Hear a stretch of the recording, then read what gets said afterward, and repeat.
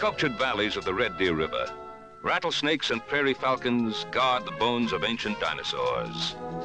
On the flatlands above, men ride the short grass, from the Cypress Hills to the foot of the Rockies. Come with us now to the country of antelope and mule deer, the great Canadian Southwest.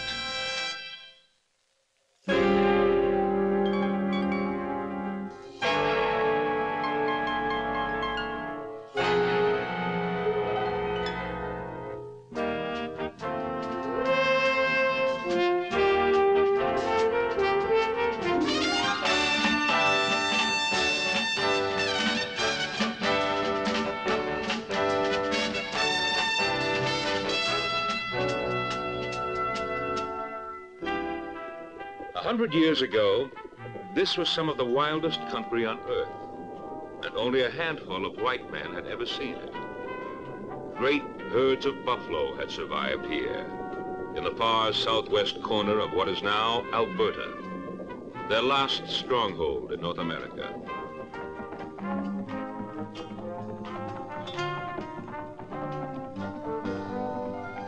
And wild horses, hundreds of them, in the great sand hills of the Western Plains.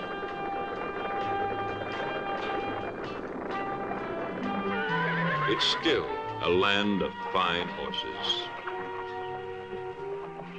Most of all, it's a land of grass, more than 100 species of it. Nourishing creatures that can fit into the palm of your hand, sustaining ranches where cattle are numbered in thousands.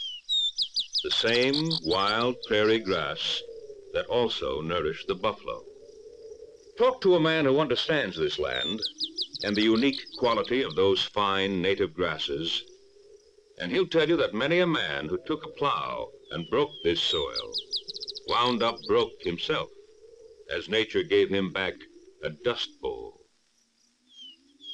And I'll tell you out here that the buffalo was the first good judge of grass. And that's one of the reasons the old-timers really don't like to see these original grasses turned over by the plow.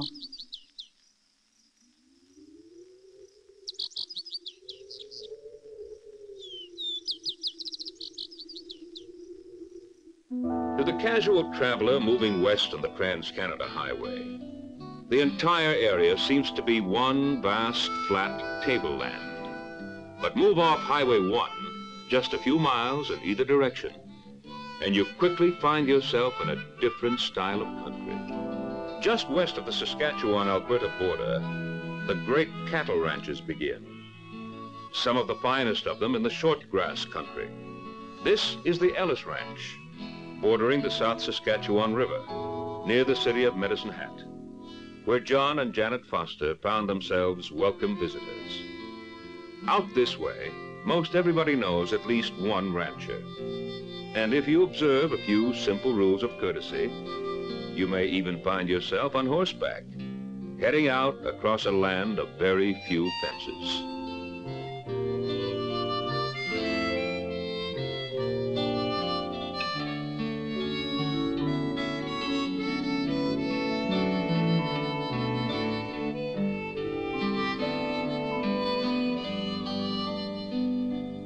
These deep coulees are one of the remarkable features of the prairie. They hold moisture and vegetation, and of course they give food and shelter to wildlife.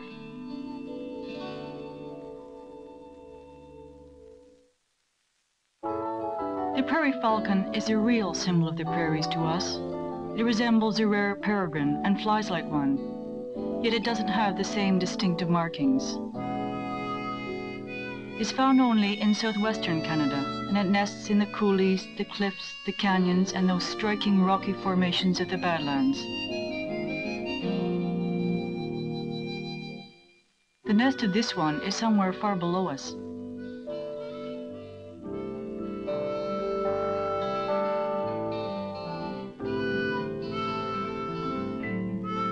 It's a land of space and open sky and extreme temperatures from 115 degrees Fahrenheit in the summer to 50 and 60 below zero in the winter.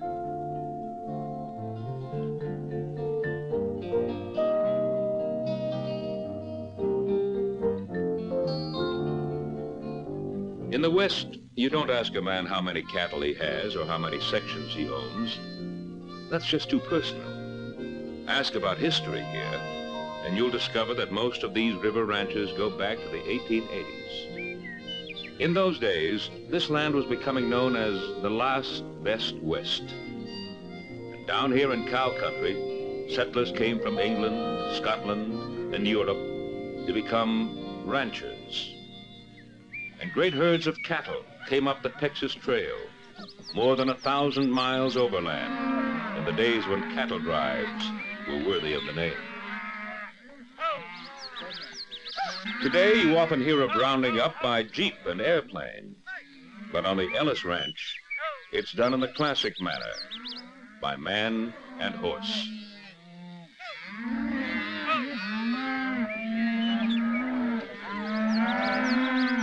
You may run the horse, but you don't run the stock more than you have to. It's done in the movies, but in real life, it just takes off too many valuable pounds.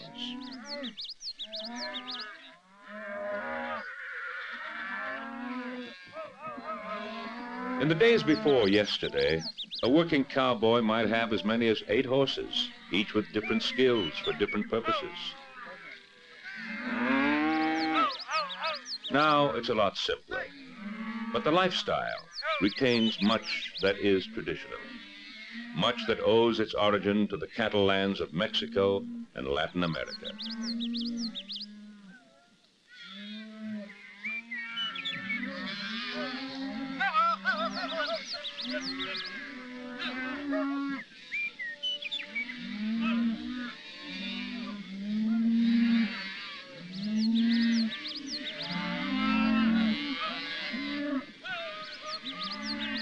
At one point, there were 4 generations of Ellises on this land.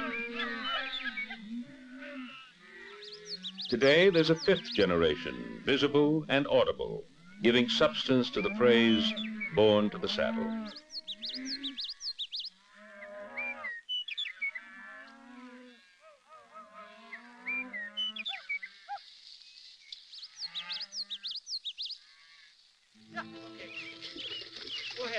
This is just some friendly competition amongst neighbors. They're practicing all the skills they'll need on the open range.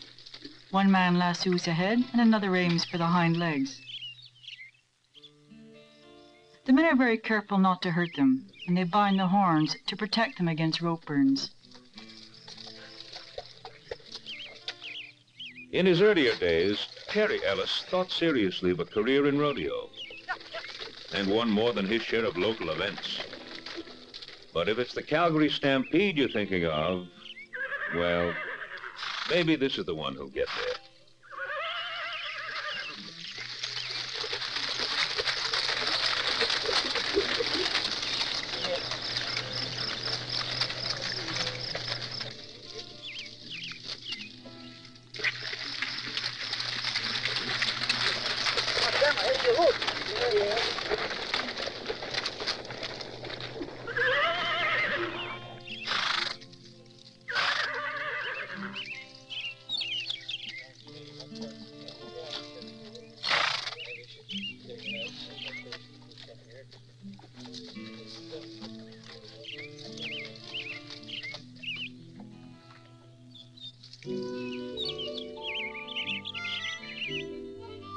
And this is not as easy as it looks, even with expert instruction.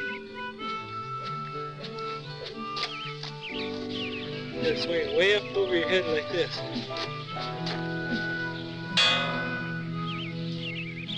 Don't forget to follow through. Aim at that right horn.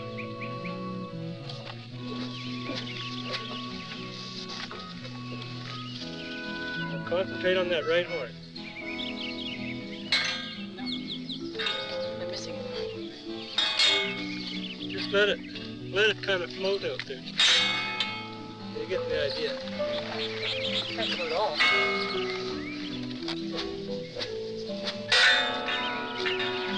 Try the heels. Where you want to go where you That was nearer, actually, from my vantage point.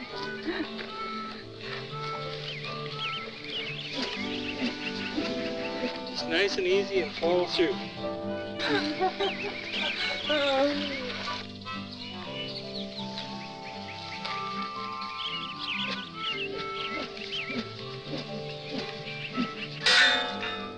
bad. Not bad. Not quite a cowgirl yet. Maybe a few months riding the range would help.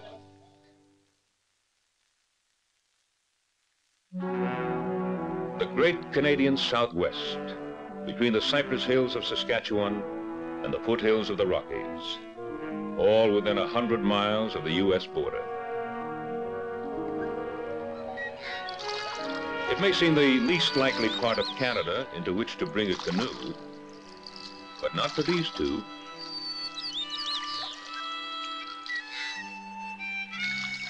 The South Saskatchewan River.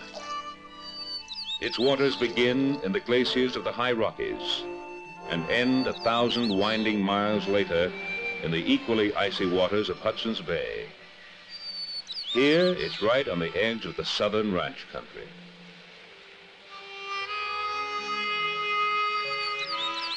There is a unique quality to western mud, better known as gumbo. According to some of the pioneers, this was the stuff that held the West together.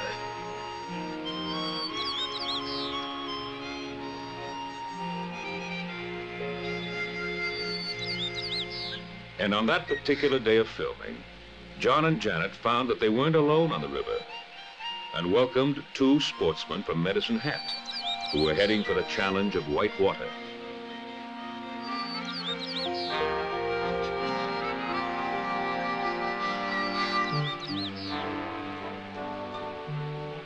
This part of the South Saskatchewan is called Rapid Narrows. It was swollen from 5 days of rain. It's always wise when you approach a rapids like this to get out of your canoe and have a look at them first. Kind of read the water before getting back in.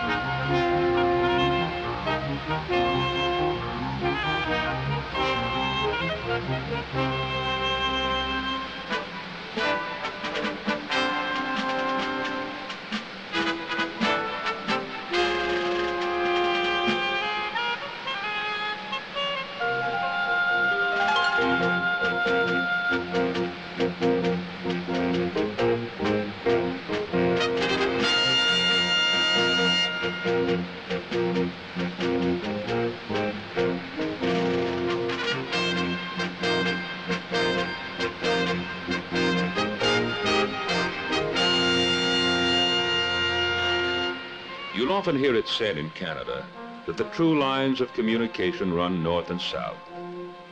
Well, that simply isn't so. From the earliest days of exploration, men moved west and east along these rivers. Voyageurs, 2,000 miles from their base at Montreal. This was also the heart of Blackfoot country, and those proud people of the plains had a limited interest in being discovered. Still, the white man came, bringing guns and seeking furs and changing the face of the West forever.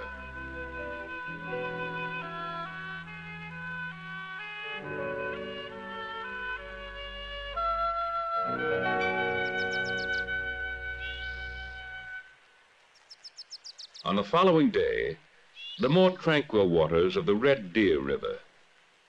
It too rises in the high Rockies and flows down through the cliffs and canyons and rock formations of southern Alberta.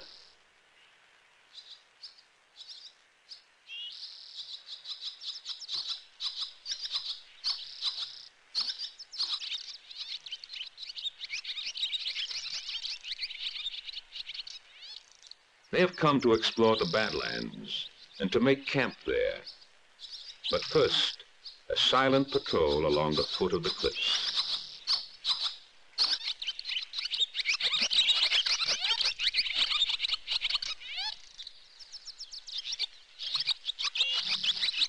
These are cliff swallows.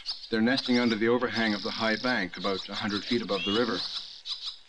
They need water nearby as a source of mud for their nests, which are roofed over and have the entrance sloping downwards.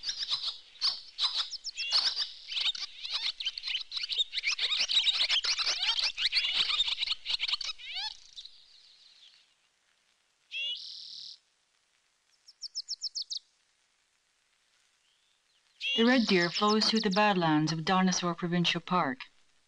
Where we camped overlooking the river, we were at the edge of the badlands.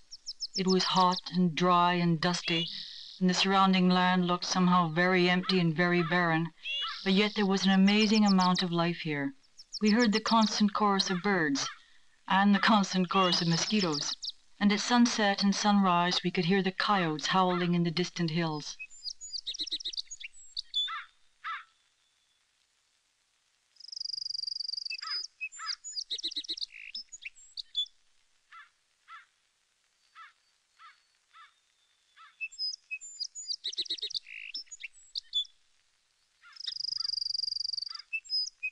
Two young golden eagles, typically nesting on a cliff. Sometimes when you point a camera at creatures with such dignity, they almost seem to pose as if to say, well, this is my best side. The golden eagle has become quite rare in eastern Canada, but here in the west there's been less disturbance of their range, and there's an abundance of ground squirrels, possibly their best source of food.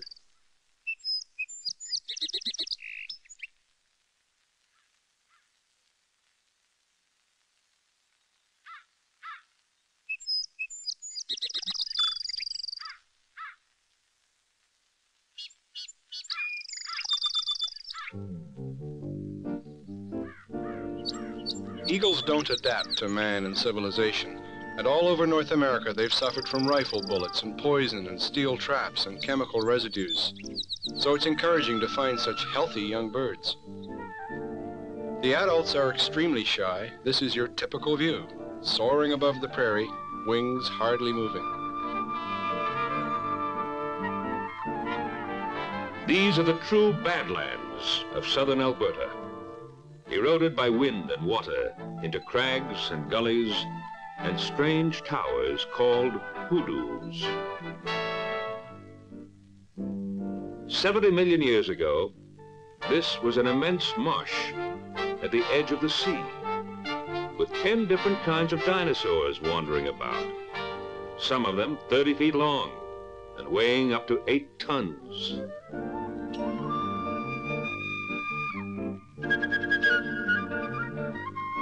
There's a trail running through the park. It isn't open to the public, but the park naturalists will take groups through, and you can walk around.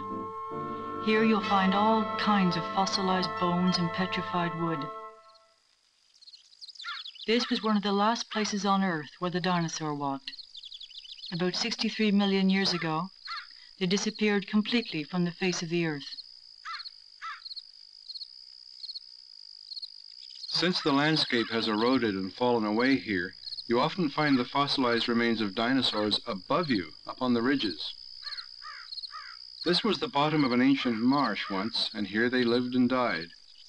Their graveyards are now being exposed as the old silt and mud erodes away. And long before the Rocky Mountains pushed up to the west, there was a shallow sea at the edge of this country. It ran from the Arctic to the Gulf of Mexico, and it was all dinosaur country. Over 300 complete dinosaur skeletons have been discovered here and taken to museums all over the world. But now the visitors are asked to leave everything just as they found it. Fossilized bones and a landscape worn into weird and desolate shapes. It's a happy hunting ground for the photographer. But if you come with pictures in mind, bring a compass along with your camera. For one hoodoo looks much like another hoodoo, and the bones don't point in any particular direction. Early morning or late afternoon are recommended for photography, times when the prairie sun throws long shadows across the eerie landscape, and where there's a certain cooling of the desert, a relief from the white blaze of high noon.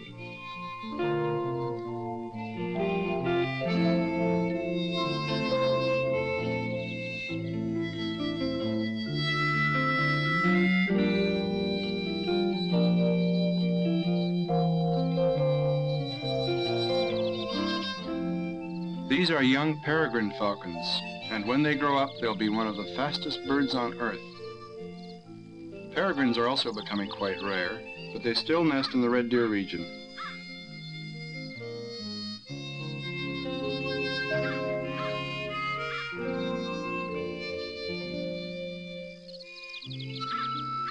The adult carries distinctive markings on its head and has a dark bluish back. These are the sure means of identification. She's sheltering her young ones from the midday heat. You may also find buffalo bones in Dinosaur Park. The buffalo was virtually gone from the Canadian prairies by the early 1880s. They were wiped out by settlers, by hunters, and by Indians. Only a few remnants of the giant herds remained. And in the United States, there were 60 million buffalo killed in just 60 years after 1800. As always, leave it where you found it.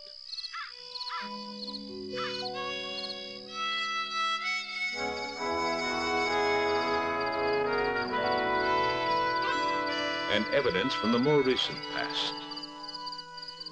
A ring of stones, simply identified as a dream bed, where a young Indian brave would come to pass several days and nights alone, seeking to induce a trance and envision his own future as a great hunter.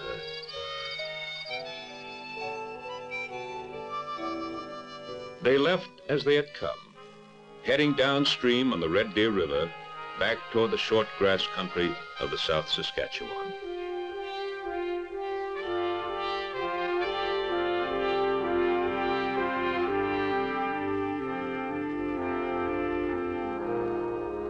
Tranquil as these waters seem, they are, among other things, the breeding grounds of the prairie rattlesnake. And this was their next assignment, to find a willing rattler and film the action. Now, you'd think that a man in search of one of the more venomous of snakes would at least wear gloves. But not this man. This is John Gallimore, a high school teacher from Medicine Hat, an expert on reptiles. Not bad for the first try. 3 feet of writhing fury, complete with rattle and fangs.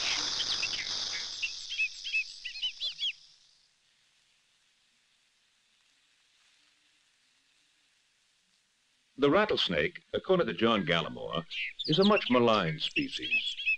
And even its bite isn't all that bad. It's not that good either.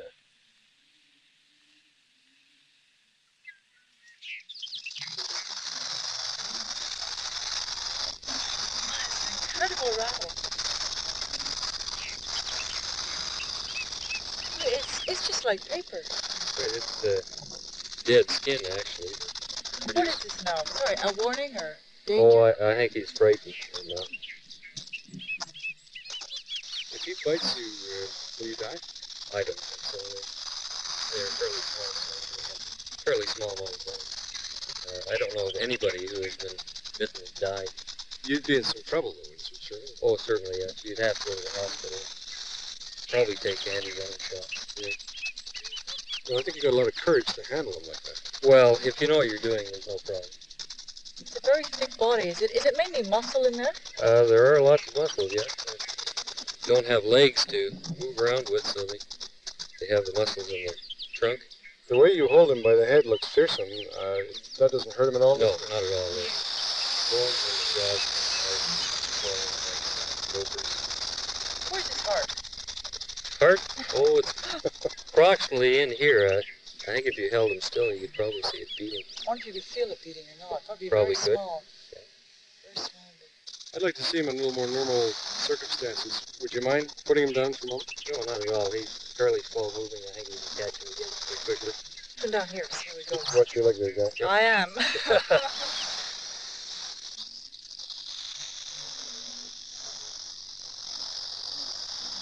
He controls the snake carefully with the end of the golf club.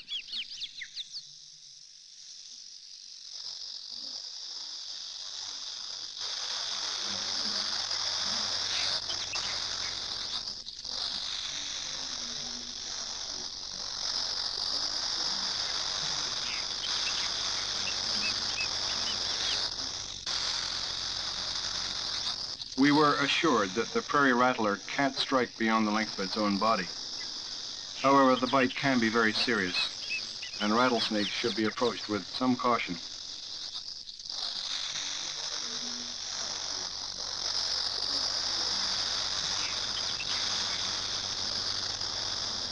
Actually, the rattler is considered a good friend by most of the ranchers, largely because he eats gophers by the dozen. And that innocent-looking little creature is considered much more of a menace, leaving holes all over the grasslands for horses to stumble into.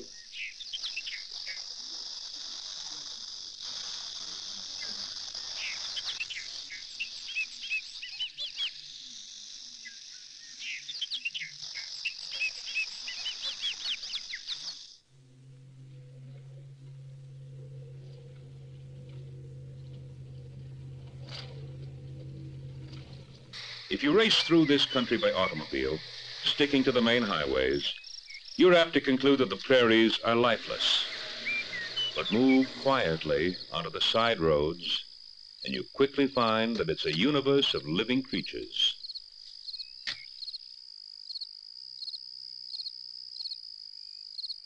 Rattlesnakes? Did I hear someone say rattlesnakes?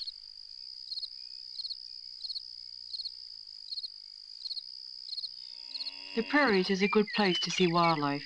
With wide open spaces and very few trees, you can get a good view in all directions and for miles around. It's wise to have a good pair of binoculars. This is a marbled godwit. It nests right here in the open prairie.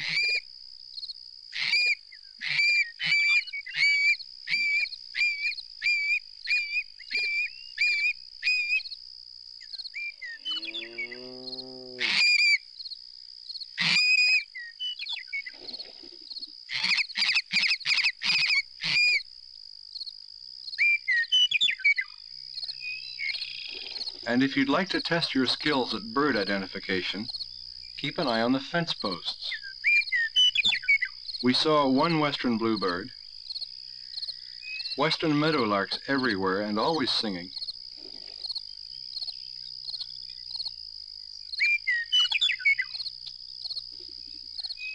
a nighthawk sound asleep,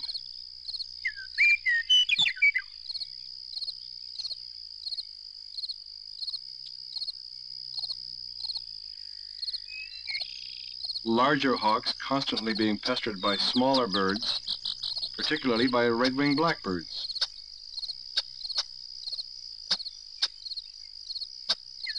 A Swainson's hawk,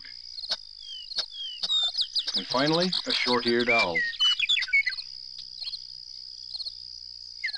Just a coyote, minding his own business, or pretending to.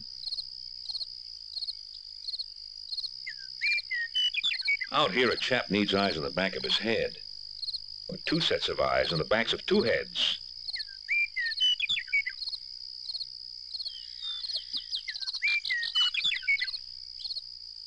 Pity the poor gopher. If the beast doesn't get him, the bird will. Likely as not, a Swainson's hawk. This particular bird, though, had his eye on an even smaller prey. Another member of the rodent family called a pocket gopher.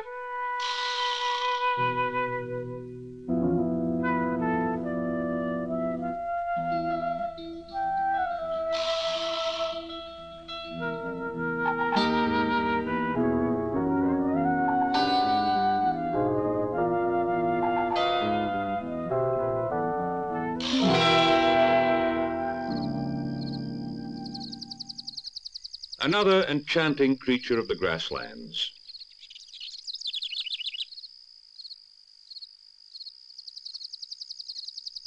The first thing we saw was two huge ears in the grass. They belonged to a young mule deer.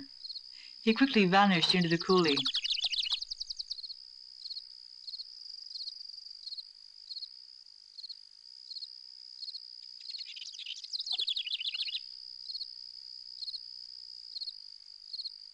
I went after him, and he bounded out again, but from the other end. His mother was nearby, and more than likely watching the whole thing.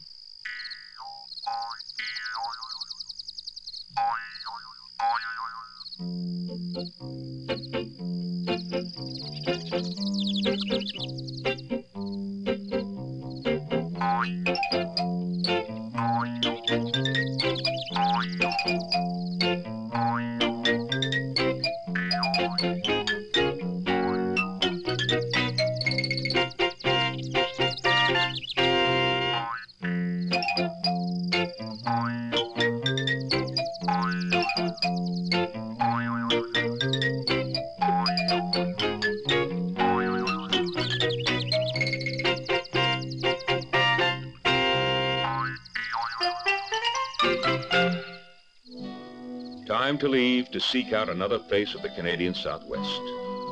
Actually, all the locations shown here are within a few hours of the city of Medicine Hat, including the area known as the Cypress Hills. Down in the southwest corner of Saskatchewan, the land rises to almost 5,000 feet to begin a range of wooded hills clothed in pine, birch, and aspen, and a great deal of weather.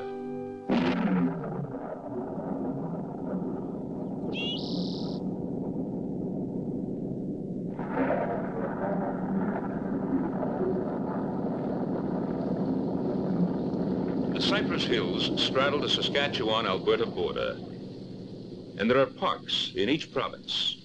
Both have campgrounds and freshwater lakes for canoeing.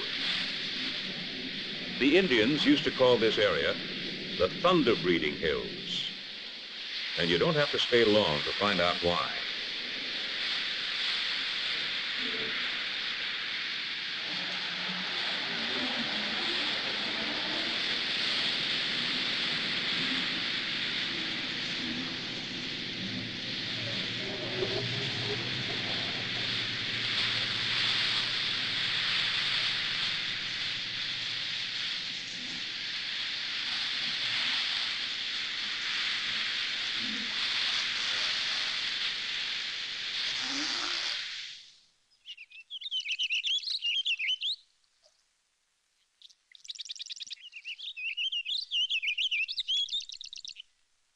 The Cypress Hills were once described as an oasis in the desert.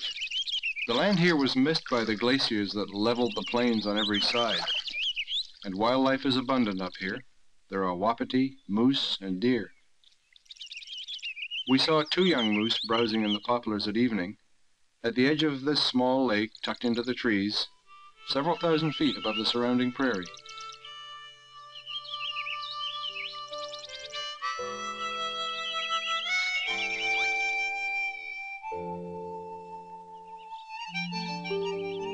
One other thing.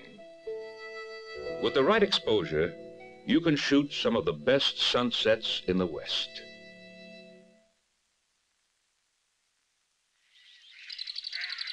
Put water on the dry prairie, and it becomes a paradise of birds, sometimes the most unexpected of birds. Hundreds of thousands of ducks nest in the tiny lakes and potholes of this cattle country.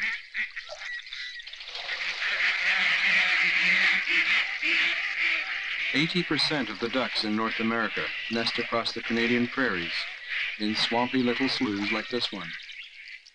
Water always brings life, and many other creatures are attracted, like the American avocet. That's a striking bird with beautiful markings of orange, black, and white. The avocet will also react strongly to intruders, swooping low overhead or simply pretending to have a broken wing and leading you away.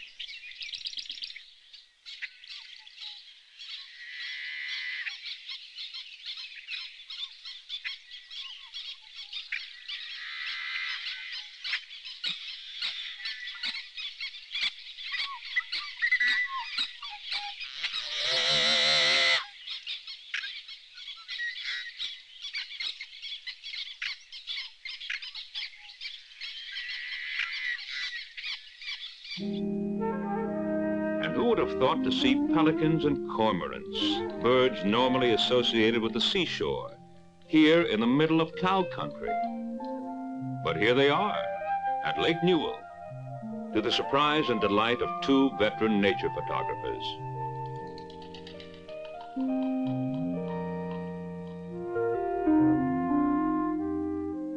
The double-crested cormorants live near water and nest in a narrow belt across Canada, along the northern edge of the Great Lakes and the St. Lawrence, and as far east as the Maritimes and Newfoundland.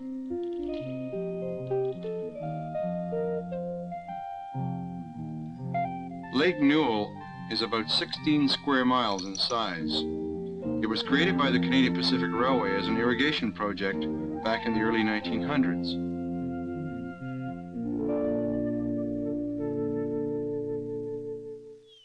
And just a few miles away from the bird sanctuary, one of the most enchanting sights of the open range, pronghorn antelope. Pronghorns evolved through millions of years in this area that is now the Western Plains, and they're superbly adapted to life in this open country. They have enormous eyes that can see you miles away, and the ability to run at tremendous speeds for long distances. In open country, it's always a good rule when you're sneaking up on wildlife that you should approach in single file. That way the animal seems to see only one person when there's really two. Like the buffalo, the antelope had been pushed to the edge of extinction by the early 1900s. And after 1910, the government established a number of antelope preserves throughout Alberta and Saskatchewan. This ensured their survival. Yet antelope still have a deep fear of man, and is sometimes very hard to get within camera range.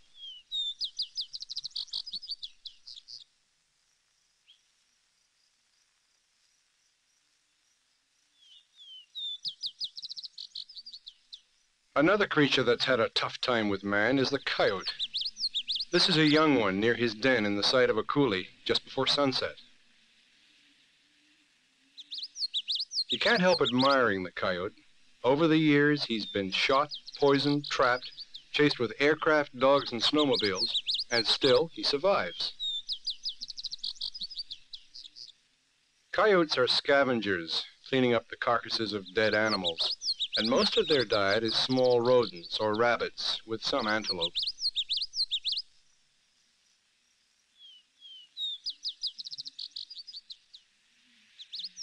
It's really time to put the guns away and let them be.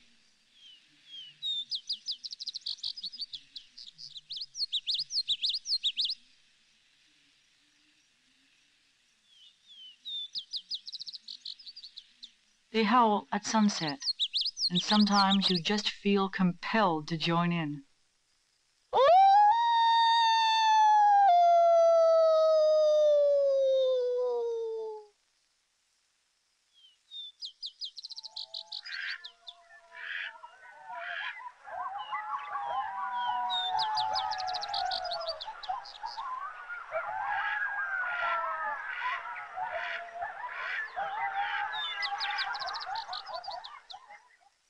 Not all of the coulees in the West are identified by name, but this one is becoming well known around Medicine Hat.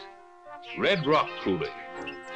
The air is pure, and it's a great place to observe the big western sky.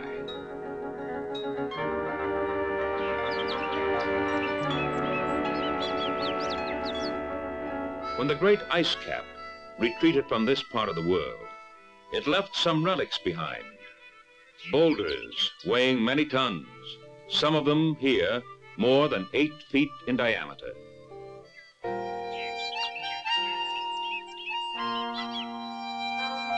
One geologist told us that these huge boulders may have been the caps of tall hoodoos that have since eroded away underneath them. They're covered in bright orange lichens, and some have been split by frost action.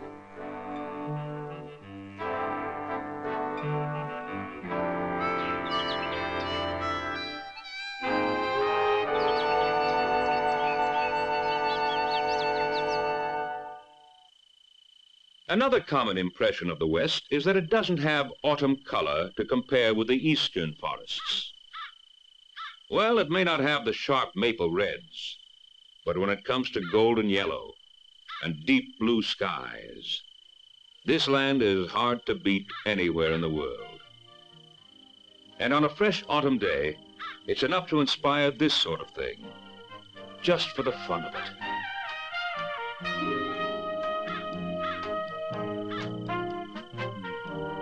And when you reach the edge of the clearing, you get your reward. The cypress hills, blazing with the shades of September.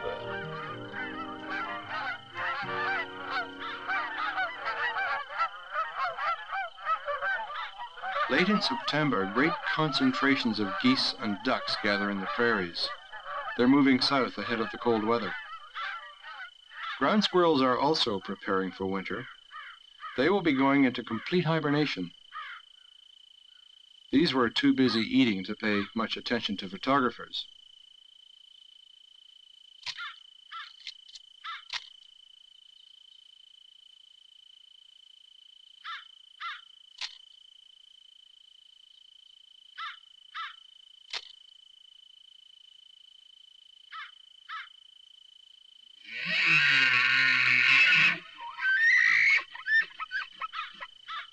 The bugling of elk or wapiti is another sound of fall in the Cypress Hills. They come out each evening at sunset, but in the low light they're very difficult to photograph. The bulls are calling and rounding up their wives. The evening is the best time to see them, as they come out of the forest and up onto the grassy meadows.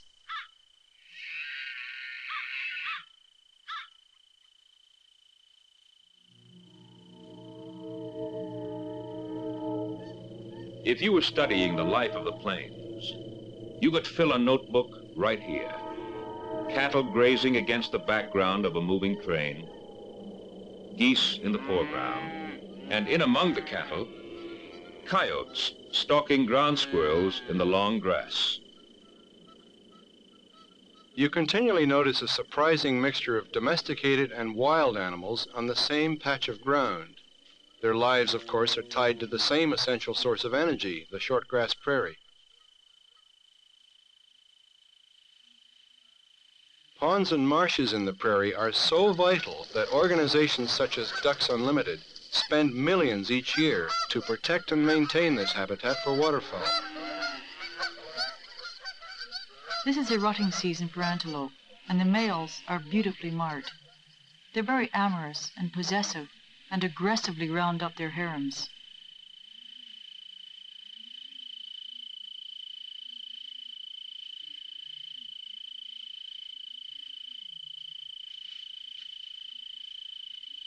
When they started to disappear from this country, the government established Nemaskam National Antelope Park. It was just south of here. But by 1947, the antelope had made such a successful comeback that the reserve was abolished.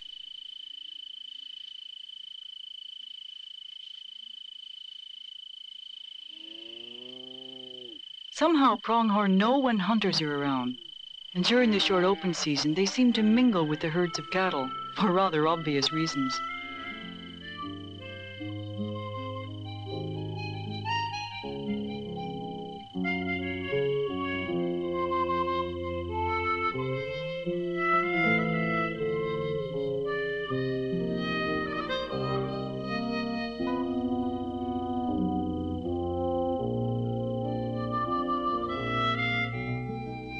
West again into a new season and into the most dramatic scenery of the Canadian Southwest.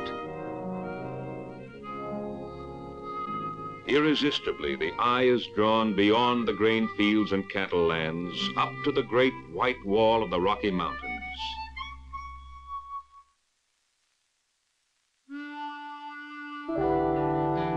At this altitude, winter comes early. The first snows slanting down on the foothills in September, bringing a new urgency to human affairs and affecting the wildlife in many ways. This was early October in the foothills. The fields of oats had been swathed and were waiting for the combine. And this suits the mule deer just fine.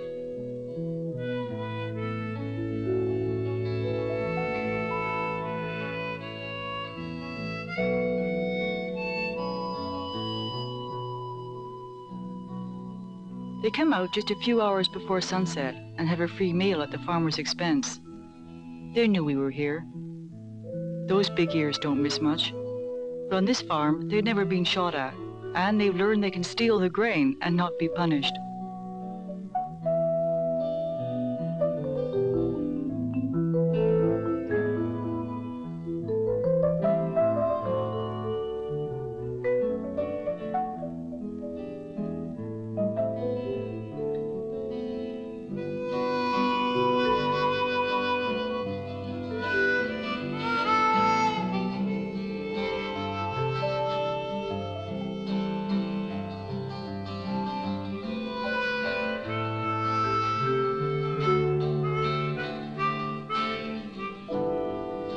And the sprightly steps are not entirely confined to four-legged species.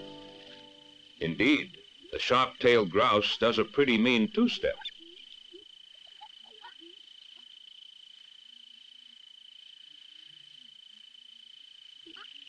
This is a ritual of spring that is repeated in the fall. It's a time when males holding the best territory reassert their dominance over other males. Among many creatures, there is this brief period in autumn when spring behavior is repeated. Songbirds sing again and the sharp-tailed grouse dances again. This behavior is related to light. The days in late fall are the same length as the days in early spring, and this provides just the right stimulation.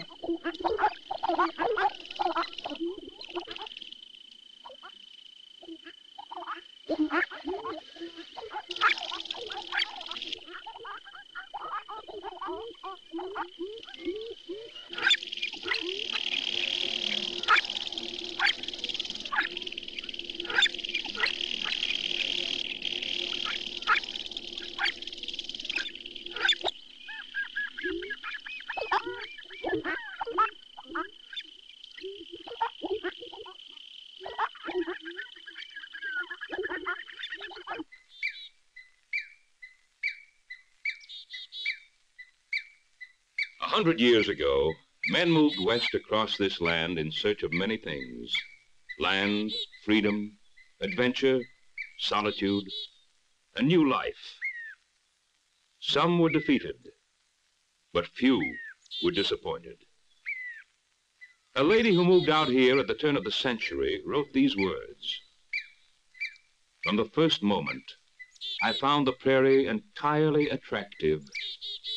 Its stillness, its serenity, its strong and eager pulse of life, its ability to raise your mood to the power of wings."